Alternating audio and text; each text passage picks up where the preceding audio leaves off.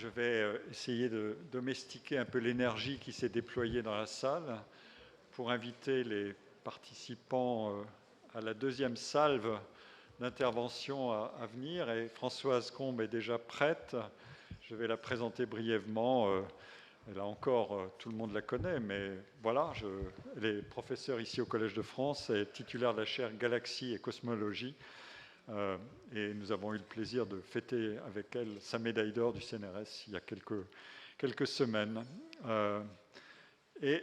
Françoise nous parlera, je pense avec un ton peut-être plus optimiste, d'exemples de succès en matière de gestion de la recherche spatiale en Europe et des missions futures.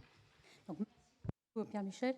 Oui, en effet, je vais vous parler de l'Europe et de l'espace, et je vais parler de l'ESA, l'Agence spatiale européenne, European Space Agency, qui est vraiment un succès remarquable. Donc, je vais être optimiste dans ce exposé. Donc, pour vous donner déjà une petite idée, combien d'États ont accepté de se joindre à l'effort financier, en fait, bien que toute l'UE participe en quelque sorte. Il y a 22 États membres, et cela correspond au siège à 2200 personnes, pour donner un ordre de grandeur, 6 milliards d'euros.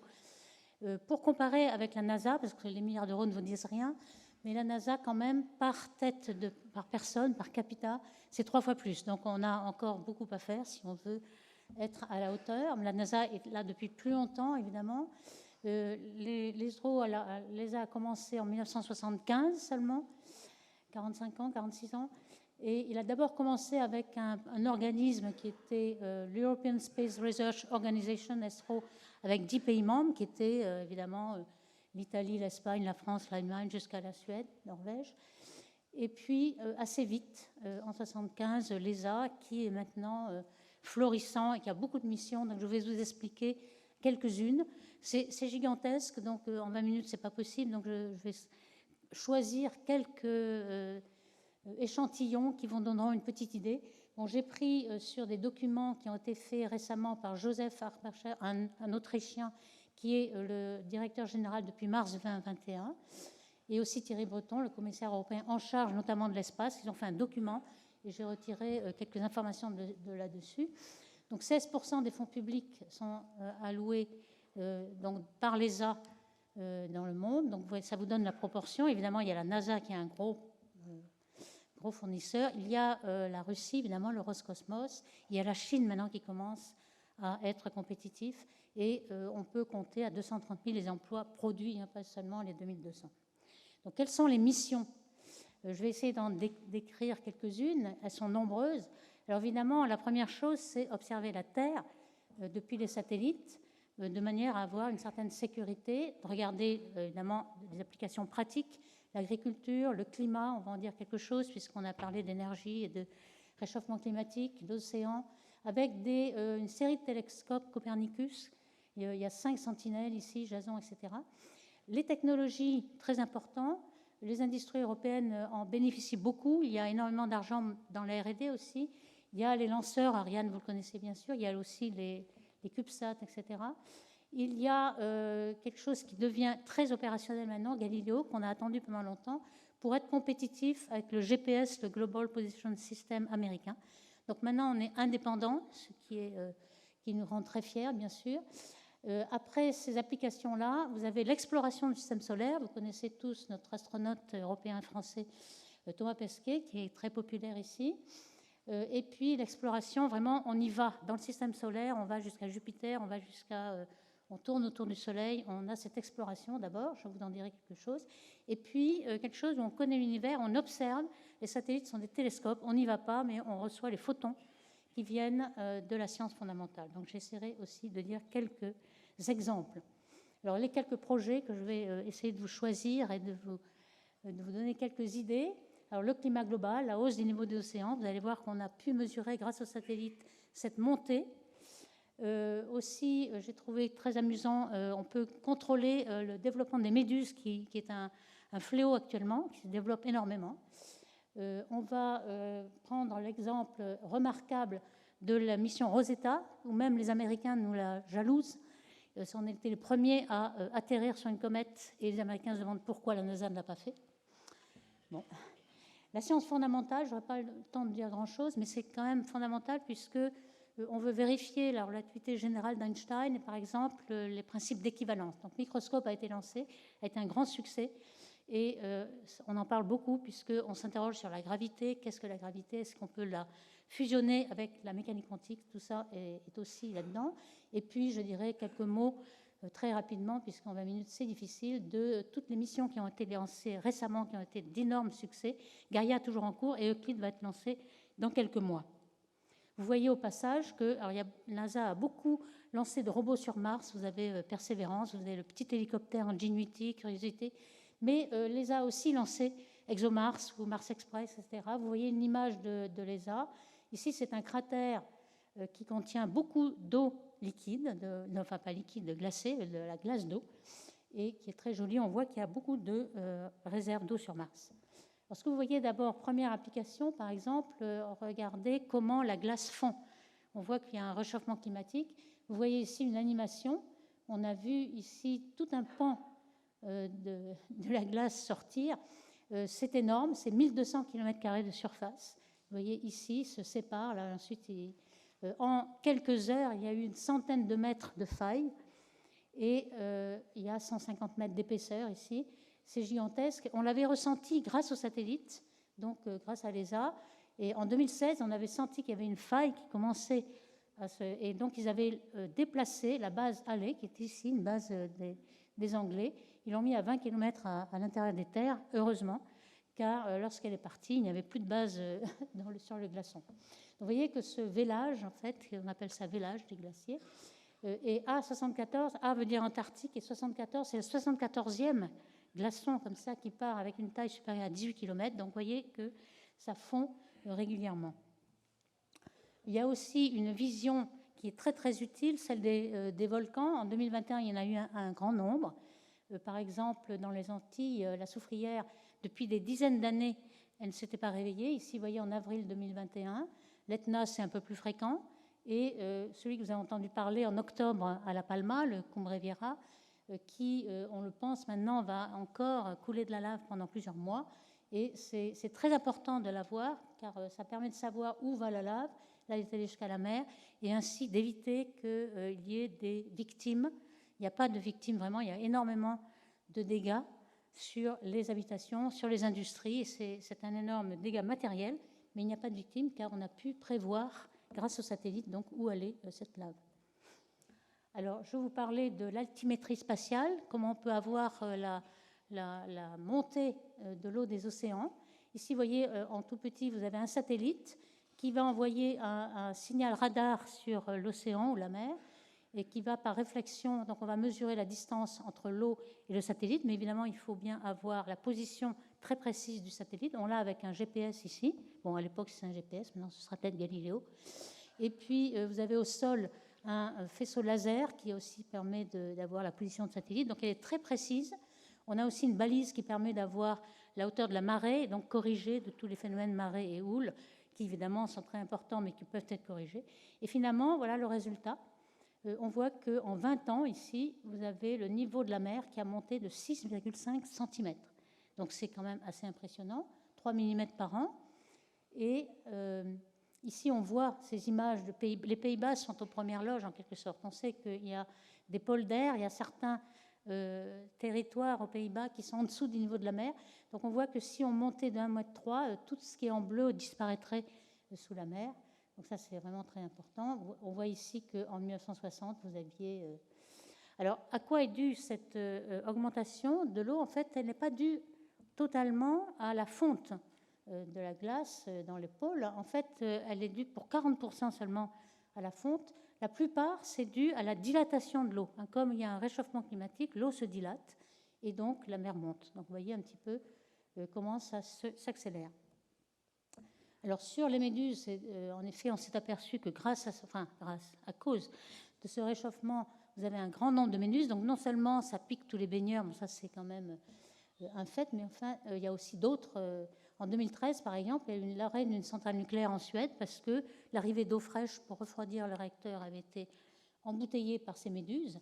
De même, des fermes de saumon ont été complètement décimées par ces méduses. Donc c'est quand même important, de façon économique, pour suivre la température, la salinité, les paramètres biologiques aussi, et savoir et prévoir où seront les dangers d'avoir une invasion de méduses. Alors, si vous voyez la température, on voit la Méditerranée, évidemment, est bien plus chaude que la mer du Nord. Donc ça nous intéresse ici au premier chef, car la Méditerranée étant en première ligne. Et vous avez la prédiction que peuvent donner ces satellites. En vert, pas de danger. En orange, attention. Et puis en rouge, ici, ça c'est la côte de l'Espagne. Donc, quelque chose de très utile de l'ESA. Vous avez aussi la pollution. C'est très intéressant. La pollution NO2, vue par satellite. Vous avez ici en mars-avril. En rouge, sont ici vous avez l'échelle d'énormes pollutions. Vous voyez autour de Milan, Madrid, Paris. Et vous avez en mars-avril 2020, alors évidemment, vous avez le confinement, le Covid, et on s'aperçoit de l'énorme différence. Ici, vous avez moins 54% à Paris, moins 50% à Rome, à Madrid, etc. Vous voyez, on voit les effets énormément de l'espace. Alors évidemment, il faudrait regarder aujourd'hui, en 2021, sans doute, ça a dû remonter. Alors, pour Galiléo, là, c'est vraiment un succès, bien que ça a pris un certain temps à avoir tous les satellites opérationnels. Actuellement, il y en a 26 opérationnels sur les 30 qui sont prévus. Il y en a 6 aussi qui sont en réserve, s'il y en a qui en panne. Ils sont à 23 000 km environ, et avec un certain réseau que vous voyez ici. Il y en a des bleus, des jaunes, enfin qui mappent un petit peu tout l'espace, de manière à ce que vous pouvez faire une navigation. Vous avez l'habitude de vous retrouver votre chemin pour les smartphones, et ce que vous avez, en fait, c'est ce qui est gratuit. Ici, vous avez une précision de 4 mètres au sol. Vous pouvez avoir mieux, 1 mètre, mais en payant. Donc pour les industries qui voudraient avoir plus de détails, vous pouvez. Alors ceci, dans le futur, évidemment, on a l'espoir de contrôler les véhicules autonomes grâce à ce GPS, avoir 1 mètre de précision. Donc voici le logo de Galiléo, qui, heureusement, nous rend indépendants des États-Unis. Alors je passe maintenant à l'exploration du système solaire. Donc ici, on a l'immense succès donc, de Rosetta, une mission entièrement européenne qui a été lancée. Alors, elle était préparée bien avant 2004, le lancement. On ne savait pas vers quelle comète on allait aller, mais bon, il fallait prévoir. Et ensuite, en mars 2004, elle a été lancée, mais vous voyez qu'on va voir la trajectoire qu'elle a eue. Elle a d'abord survolé des astéroïdes en 2010.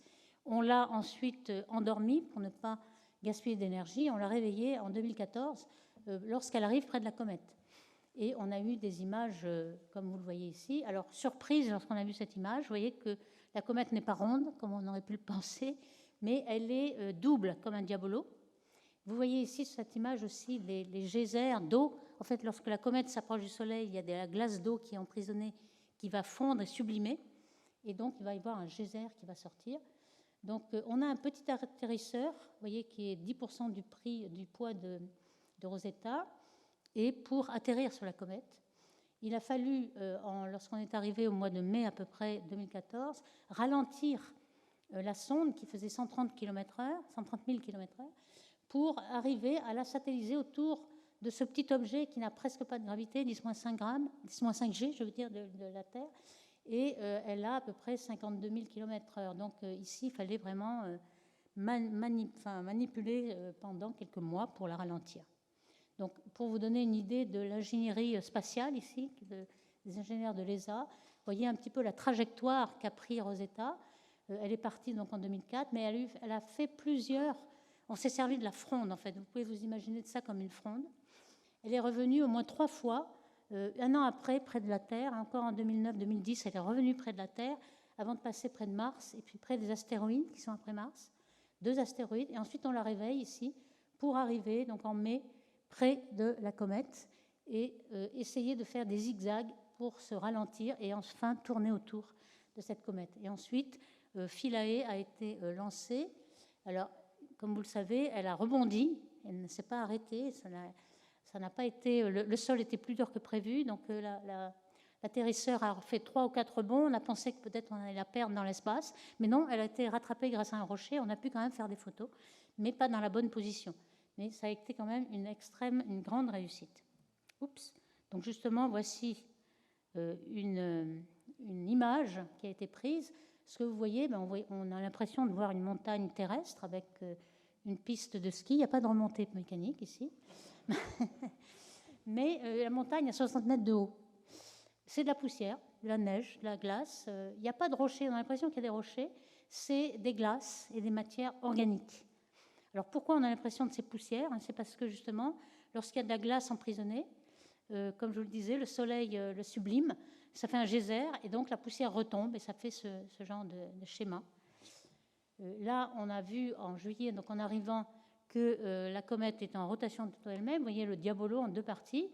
On pensait que peut-être, vous voyez, une fente entre les deux. Là, on pensait que ça allait peut-être se détacher. En fait, pas du tout. Quand on a regardé, analysé toutes les données, les abondances des éléments, à gauche et à droite, c'est pas du tout la même chose. C'est-à-dire qu'on pense qu'il y a deux petits corps du système solaire qui se sont agrégés et ont coagulé. Donc, c'est plutôt une collision qui a créé cette comète en deux morceaux. Alors, cette comète, en fait, elle perd un petit peu de masse à chaque fois qu'elle passe près du Soleil, mais elle a une période de 6 ans et on l'a découverte en 69, donc elle est passée plusieurs fois, elle va revenir encore. Alors, j'ai encore quelques minutes peut-être et je vais vous donner quelques aperçus de ce qu'on peut faire maintenant en dehors du système solaire, donc la science fondamentale. Donc, deux super satellites ont été lancés par Ariane, à la fois Herschel et Planck, dans la même Ariane. Donc le Planck a été un satellite que vous voyez ici, qui a effectué la cartographie du ciel dans les micro-ondes à 2 mm de longueur d'onde. Et qu'est-ce qu'on voit à cette longueur d'onde-là? On voit le rayonnement fossile du Big Bang, qui est opaque juste après le Big Bang, à 380 000 ans après. Et ce que vous voyez ici, ce sont les petites fluctuations que l'on voit dans ce rayonnement micro-ondes qui est tout à fait homogène à 10-5 près, c'est-à-dire que les petites fluctuations, là, sont de 1 pour 100 000. Et ces fluctuations, en rouge et bleu, vont donner lieu à toutes les structures de l'univers, les galaxies, les étoiles, les planètes et tout ce que... Donc, c'est de là que nous venons. Donc, c'est très intéressant de savoir quelles sont nos origines. On a appris beaucoup de choses avec cette carte. L'inflation qui a lieu juste avant le Big Bang. Aujourd'hui, nous sommes en train de travailler sur la tension. La constante de Hubble n'est pas la même au début de l'univers qu'aujourd'hui, et ça remet en cause le modèle. Donc, je vous le dis juste... ces questions qui se posent encore, on a encore plein de questions, on n'a pas résolu tout. Ici, il y a un super satellite Gaia qui est encore en cours, qui est un satellite astrométrique, donc il peut regarder 1 milliard d'étoiles par la parallaxe. Donc la parallaxe, c'est-à-dire qu'on attend que la Terre tourne autour du Soleil, on regarde 2 points de vue différents, et donc on a une très précise distance. Donc ce que vous voyez là, ce n'est pas une photo du tout, c'est une image pointilliste, si vous voulez, impressionniste. On a mis les milliards d'étoiles point par point. Et voilà ce qu'on a. Donc, ce n'est pas une image, c'est que des points. Alors, vous voyez que lorsqu'il n'y a pas assez de points, eh bien, on voit la poussière interstellaire qui absorbe devant les étoiles. Vous voyez les nuages de Magellan, vous voyez M31, enfin Andromède, que vous ne voyez pas parce que c'est un peu loin. Mais c'est vraiment une superbe image. On a pu avoir aussi, en regardant plusieurs, ça fait quelques années qu'elle est là, elle va encore avoir quelques années encore d'observation. Et on a des mouvements propres, c'est-à-dire qu'on voit les étoiles bouger dans le plan du ciel. On a beaucoup plus de précision sur le mouvement propre qu'en regardant il y a 2 siècles et aujourd'hui. Donc on a tellement de précision, la micro-arc-seconde, que finalement on peut faire les mouvements propres rien qu'avec Gaïa. Et donc on a découvert par exemple beaucoup de choses sur l'origine de la Voie lactée. Par exemple Gaia Encelade, qui est un nouveau satellite qui a la dernière fusion majeure avec notre galaxie il y a 8 milliards d'années. Donc en gros, je conclus donc, avec les perspectives. Vous voyez que je vous donnais quelques aspects de l'ESA et des grandes réussites de l'Europe dans ce domaine. Il y a évidemment énormément d'autres projets qui vont arriver. L'observation de la Terre, donc ici vous avez un petit satellite qui s'appelle SMILE, qui va regarder la magnétosphère, donc c'était toute la météo de l'espace ou space weather. Le Soleil ici nous envoie des rayons cosmiques et énormément de gaz ionisés ici. Les aurores boréales en sont une conséquence. Et ça nous donne des perturbations sur la Terre. Donc ça, c'est en collaboration avec la Chine. C'est important de le mesurer. On commence à collaborer. La navigation des véhicules autonomes, j'en ai parlé. Il y a bientôt, dans quelques mois, va être lancé JUICE. C'est Jupiter Icy Moon Explorer. Donc on va regarder les lunes glacées de Jupiter. Il y en a 3 qu'on va regarder, Callisto, Ganymède et Europa. Évidemment, j'ai pris Europa puisque nous parlons d'Europe aujourd'hui. Europa, c'est un satellite de Jupiter. Vous voyez qu'elle est pleine de glace, il y a des failles dans la glace. Et on a observé dans les précédentes missions, à partir de ces failles, sortent des geysers d'eau Et on pense qu'il y a peut-être de la vie, peut-être sous forme de bactéries, dans l'eau sous la glace d'Europa. Donc ça, c'est passionnant. Et puis, on va lancer aussi dans quelques mois Euclid, qui va nous donner 12 milliards de galaxies avec leur vitesse. On va pouvoir tester nos théories de l'énergie noire. Il va y avoir Plateau qui va être lancé aussi bientôt, qui va regarder des exoplanètes. Donc, on savait qu'on a détecté 4000 ou 6000 exoplanètes par le transit de ces planètes sur leur étoile. Athéna en rayons X, etc. Donc, je vais m'arrêter là.